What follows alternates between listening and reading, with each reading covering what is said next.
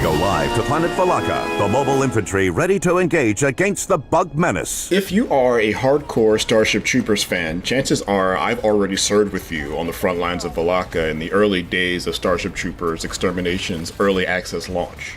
For those of us who know who Casper Van Dien is, the long grind, very limited objectives and mission types, and old school shooting were never going to deter us from doing our part. Because working together as a team to blast enormous waves of bugs while building a base and then hightailing it to safety has a powerful draw. But for those who don't, there may not be much reason to drop in just yet.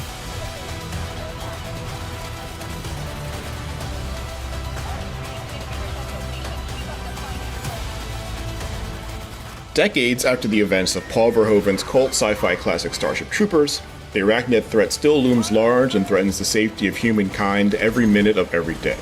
Want to know more? Well, Extermination doesn't have much more story to tell than that, but it can at least answer the question, what would it be like if you and 15 of your peers were dropped directly into the chaos? Though the answer is at best inconclusive, the base building mechanics do add an interesting tower defense style angle to its fun but otherwise straightforward running and gunning. I think maybe the biggest letdown out of the gate for Extermination is that even though it very much looks like the 1997 movie, it lacks any satirical substance. There are plenty of references to the movie, from the soldiers' kits to the news bulletins that blare in front of every new round to the soundtrack, but all resemblance is mostly skin deep. One could argue that the old school shooter feel and the mandatory friendly fire could be seen as an attempt at satire, but that seems like a stretch. It's an ugly planet! A bug planet! A planet hostile to life! Without any story to speak of, you are literally just showing up to shoot bugs over and over again, with no attempt to subvert the head-empty grind inherent in these sorts of team shooters, in the way the movie did for war films. This is likely fine for superfans of the Starship Troopers series, but for a brand so associated with holding genre cliches up as a mirror for critique, it feels like a glaring missed opportunity. There are two mission types available at the early access launch. The first is Attack and Secure, which gives your squad a faster, more mobile set of objectives where you must take and hold various points at different parts of the map. I found these to be lighter, quicker battles, but also prone to bizarre bugs, apart from the kind trying to kill you. For instance, a common objective is to activate and guard ore refineries that produce a tank you then have to escort back to base every 30 seconds. Any one processor can do this a handful of times before needing to cool down for a few minutes. That's not a problem if you have multiple processors active at once, but frequently I would find the entire team standing around one refinery twiddling our thumbs because it's the only one that spawned. The saying is, do you want to live forever? Not do you want to wait forever. You guys think this is a bug or a feature that they only gave us one refinery for this section? It happens every time. What do you guys think? I'd call it a feature. Feature. The second mission type, Arc, keeps the primary objective in one place while you refine resources from around the map to keep it powered. It requires much more coordination, and you engage with both the combat and building mechanics far more frequently.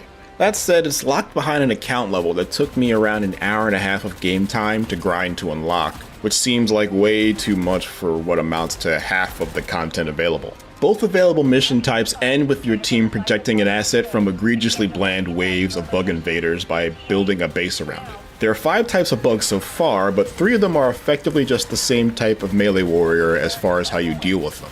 The Gunner and Grenadier are relatively uncommon and shake the formula up a bit though, as their long distance threats are always priorities on the field.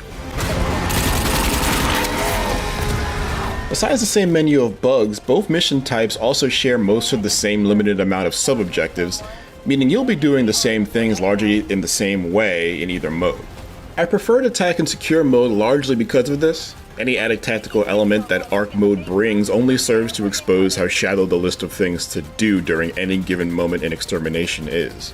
The base building systems are very simple, and constructing things like walls, bunkers, and gun turrets is as easy as dropping a template and fabricating the piece with your repair tool. The intuitiveness is good because when bugs start tearing through your defenses, there's very little room to fumble around while repairing or rebuilding them.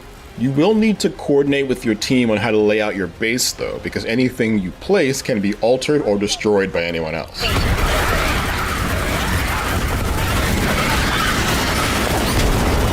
Once the Ark finishes its business, or is destroyed before it can, There's a frantic sprint towards an extraction point, during which self-respawning is disabled and the bugs start multiplying in greater numbers. These escape dashes always felt appropriately desperate and dangerous, and the tension is high every time, even if the reward for successful extraction is just more meta progression points than if you were killed in action. Dying while fighting the good fight is an incredibly easy thing to do in Extermination. Your weapons are adequate at killing bugs, but even teams of 16 players can find themselves overwhelmed by the sheer scale of the bug menace. This makes the Operator class the most valuable of the three available in early access, as healing comes at a premium, and trying to get fallen soldiers back on their feet after falling without their clutch revival drone is a risk often not worth taking.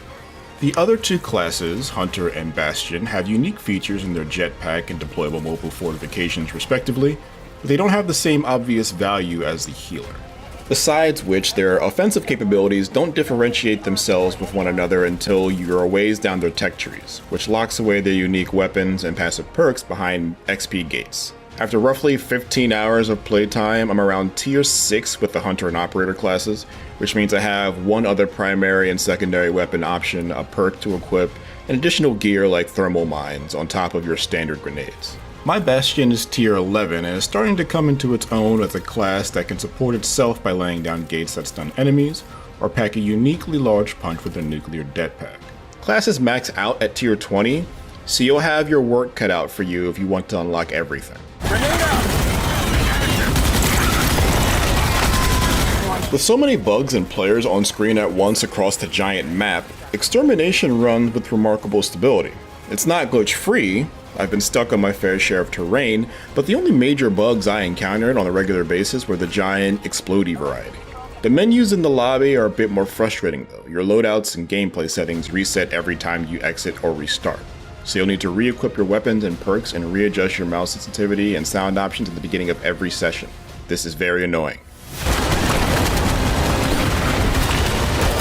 Starship Troopers Extermination's early access version is pretty light on content, but already does a decent job of pitting a large group of Marines against an overwhelming force of alien bugs. And building fortifications gives you something to coordinate on as you hold out long enough for a thrilling extraction.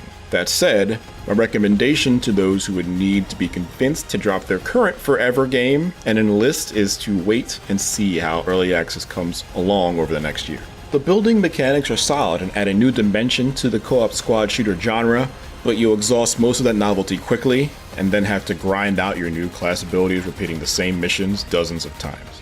With some time, Extermination could become the premier bug-stomping romp for big teams, but in its current early state, mobile infantry can do the dying without you. If you'd like to know more, check out our reviews of Warhammer 40k Bolt Gun and Redfall, and for everything else, stick with